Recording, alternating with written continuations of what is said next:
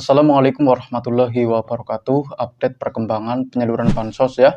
Jadi buat teman-teman jangan lupa tekan like dan subscribe supaya tidak ketinggalan info terbaru seputar penyaluran bansos.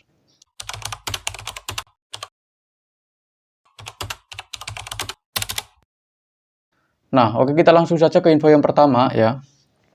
Ini ada laporan penting ya yang perlu saya sampaikan mengenai perkembangan penyaluran bantuan sosial untuk tahap yang ketiga ya per hari ini ya. Ini yang pertama mengenai status penyaluran bansos utama, ada PKH dan PPNT ya. Penyaluran program Keluarga Harapan atau PKH dan bantuan pangan non tunai atau PPNT untuk tahap 3 saat ini statusnya itu masih terus disalurkan ya, sedang berjalan melalui Bank Himbara, baik itu KKS lama maupun KKS baru, serta yang cairnya melalui PT Pos Indonesia ya. Ini untuk bank penyalurnya ada dari Bank BSI, Bank BRI, BNI, dan Bank Mandiri. Untuk saat ini masih terus disalurkan di berbagai daerah. Dan mungkin sudah ada yang cair, ada juga yang masih belum cair, karena di berbagai daerah itu pencairannya berbeda-beda, tergantung kesiapan data dari pemerintah ya. Untuk saat ini masih terus disalurkan, baik bansos PKH maupun BPNT untuk tahap yang ketiga. Terus berikutnya, ini untuk KPM anggota baru ya, yang baru terdaftar secara resmi sebagai penerima bansos. Pencairan untuk saat ini masih terus disalurkan ya, sedang berjalan, baik melalui kartu KKS maupun PT Pos Indonesia. Jadi yang tinggal di wilayah pelosok ya, terjauh ya, mungkin ada di pelosok-pelosok negeri ya, itu pencairannya melalui melalui PT Pos Indonesia ya, karena Bank Himbara itu memiliki keterbatasan dalam penyaluran bansos, makanya diserahkan ke PT Pos Indonesia. Tetapi buat teman-teman sekalian yang tidak terlalu jauh tinggalnya, mungkin di pinggiran kota atau di pedesaan biasa, itu akan dialihkan ke kartu KKS. Untuk saat ini ya, untuk anggota baru ya, baik bansos PKH, PPNT atau bansos yang lainnya, itu masih terus disalurkan ya secara bertahap. Terus mengenai validasi bansos ya, bansos validasi. Untuk saat ini masih terus berjalan ya bagi KPM yang memenuhi kriteria penerima, baik itu bansos PKH maupun PPNT. Jadi ini by system ya. Kalau sistem ngecek ternyata KPM tersebut sesuai, itu otomatis akan terdaftar secara resmi sebagai penerima bansos, baik itu bansos PKH maupun PPNT ya. Untuk saat ini bansos validasi masih terus disalurkan atau masih terus berjalan ya, by system. Terus berikutnya ada program bantuan sosial lainnya ya, selain bansos PKH maupun PPNT ya. Ini ada bansos yang lainnya. Ada bantuan pangan beras 30 kg ya untuk alokasi bulan Juli, Agustus, dan September. Untuk saat ini masih terus disalurkan di berbagai daerah. Mungkin ada yang sudah pencairan ya, mungkin ada juga yang masih belum. Ini berbeda-beda ya. Di setiap daerah itu berbeda-beda. Jadi jangan samakan antara daerah yang satu dengan daerah yang lain, karena itu sudah berbeda kepengurusan ya. Jadi harap bersabar dan tidak perlu khawatir, asalkan masih terdaftar secara resmi sebagai penerima bansos. Saya rasa masih ada harapan untuk bansos pangannya masih bisa cair ya. Kalau desilnya tinggi itu saya rasa sudah tidak layak mendapatkan bansos pangan tersebut ya. Tetapi kalau desilnya di antara desil 1 sampai 4, itu saya rasa harapan untuk mendapatkan bansos pangan tersebut itu jauh lebih besar ya dibandingkan KPM yang berada di desil tinggi ya. Untuk saat ini untuk bansos pangan yang berupa beras masih terus disalurkan di berbagai daerah. Statusnya masih terus disalurkan, jadwal pencairan antar daerah bervariasi karena kendala distribusi dan keterlambatan logistik. Dan ini wajar, termasuk di daerah saya sendiri, daerah Jawa Tengah bagian selatanan, daerah Cilacapan, untuk bansos beras juga masih menunggu pembaruan ya, informasi resminya ya. Jadi nanti kalau ada pencairan ya, akan saya sampaikan melalui channel saya ini ya. Jadi harap ditunggu untuk bansos berasnya ya, karena untuk saat ini masih terus disalurkan di berbagai daerah. Terus berikutnya mengenai bansos PIP ya, program Indonesia Pintar ya. Ini juga sama, masih terus disalurkan ya. Untuk siswa jenjang TK ini yang baru ya, TK, SD, SMP, SMA, SMK, SLB ya, dan jalur non formal lainnya seperti paket A, B, C yang berasal dari keluarga miskin atau rentan miskin. Tetapi kalau status ekonominya meningkat, saya rasa sudah tidak layak lagi mendapatkan bansos PIP ya. Ada kemungkinan itu bansosnya akan dicabut ya. Bisa dibilang ya di-exclude lah, dikeluarkan kayak gitu loh ya. Tetapi kalau cuma datanya tidak aktif ya, itu ya bisa diperbarui datanya ya. Jadi silakan tanyakan juga ke Bapak atau Ibu guru yang ada di sekolahan mengenai pencairan untuk bansos PIP-nya supaya nanti diberikan solusi ya. Apakah datanya sudah tidak aktif ya atau sudah ter-exclude, nanti juga diberikan solusi mengenai masalah tersebut ya.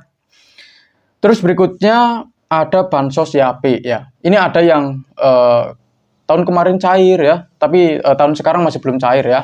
Tetapi silakan dicek ya di aplikasi cek bansos apakah masih terdaftar atau tidak, atau bisa juga tanyakan ke dinas sosial setempat ya mengenai pencairan untuk bansos YAPI karena di berbagai daerah itu pencairannya berbeda-beda. Dan ada juga yang mungkin masih terdaftar, ada juga yang sudah ter-exclude dikarenakan sudah tidak memenuhi syarat ya. Untuk bansos YAPI sendiri ya, itu statusnya masih terus disalurkan bagi anak yatim ya, piatu dan yatim piatu ya, yang tergolong tidak mampu. Tetapi kalau anak yatim tersebut berasal dari keluarga yang cukup atau keluarga yang mampu, ada kemungkinan sudah tidak memenuhi syarat ya. Atau kalau desilnya tinggi itu juga kemungkinan sudah tidak memenuhi syarat. Karena fokus pemerintah sekarang itu ditujukan ya, bansos itu ditujukan bagi KPM yang berada di antara desil 1 sampai 2. Setelah kuotanya terpenuhi, nanti dialihkan ke KPM yang berada di antara desil 3 dan desil 4. Jadi kalau ada yang bilang KPM yang berasal dari desil 3 dan 4 sudah tidak mendapatkan bansos lagi, bisa dipastikan informasi tersebut tidak benar. Karena fokus pemerintah ya ditujukan bansos tersebut ya, itu bagi KPM yang berada di antara desil 1 dan 4 ya. Untuk saat ini masih terus disalurkan bagi yang masih terdaftar secara resmi sebagai penerima bansos tersebut ya. Terus berikutnya ada bansos BLT dana desa. Ini berbeda dengan BLT Kesra walaupun keduanya sama-sama BLT ya. Untuk bansos BLT dana desa itu juga sama, masih terus disalurkan di berbagai daerah ya. Waktu pencairan menyesuaikan kesiapan data pemerintah desa setempat. Jadi kalau di desa teman-teman sudah cair, tetapi di desa sebelah masih belum cair, itu wajar karena sudah berbeda kepengurusan ya. Jadi tidak perlu iri ya kalau memang di desa sebelah cair, tetapi di desa teman-teman masih belum cair ya. Karena untuk saat ini statusnya masih terus disalurkan di berbagai daerah untuk BLT dana desanya. Terus berikutnya mengenai bansos yang belum ada pencairan ya, tidak ada pencairan, itu ada BLT Kesra. Jadi kalau ada yang bilang BLT Kesranya cair di tahap ketiga, ya bisa dibilang informasi tersebut tidak benar ya. Karena tidak ada laporan resmi mengenai pencairan untuk bansos BLT Kesra di tahap yang ketiga. Dari pemerintah itu tidak ada informasi resminya ya. Untuk saat ini pencairannya itu kosong, tidak ada pencairan untuk BLT Kesra ya. Bisa dibilang masih menunggu pembaruan data resmi dari pemerintah ya. Itu untuk BLT Kesra. Terus berikutnya mengenai informasi pembaruan data dan desil ya. Ini juga penting untuk saya sampaikan bagi KPM ya. Bagi KPM yang layak tetapi memiliki tingkat desil tinggi ya, desilnya tinggi, diimbau untuk merelaksasi desil melalui pendamping sosial ya, atau ke kantor desa atau kelurahan ya, atau aplikasi cek bansos sebelum tanggal 10 setiap bulannya.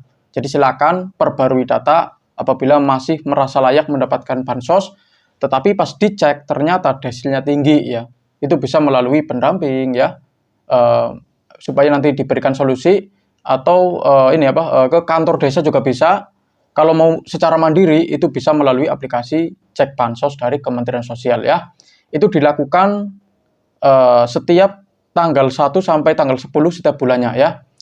Tetapi saran saya, kalau ingin memperbarui data atau mengajukan penurunan desil, itu dilakukannya setiap tanggal 1 sampai tanggal 6 saja ya, supaya waktunya longgar. Nanti kalau melebihi batas waktu yang telah ditentukan ya, melebihi tanggal 10, itu masuknya ke daftar antrian. Jadi ya sedikit lebih lama ya. Jadi silakan kalau ingin memperbarui data ya di antara tanggal 1 sampai tanggal 10. Tetapi saran saya ya melakukannya itu antara tanggal 1 sampai tanggal 6 saja supaya waktunya itu longgar ya, tidak terburu-buru ya. Terus berikutnya ini mengenai tahapan progres pencairan di SIG-NG. Ini juga penting untuk saya sampaikan bagi KPM yang baru terdaftar ya, yang mungkin masih awam, belum mengerti ya mengenai pencairan bansos. Ini yang pertama ya, verifikasi data terlebih dahulu.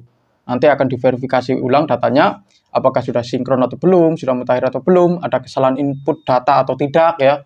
Itu nanti diverifikasi lagi ya.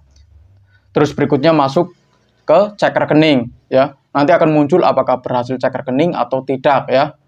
Setelah cek rekening, terus penerbitan SPM atau surat perintah membayar.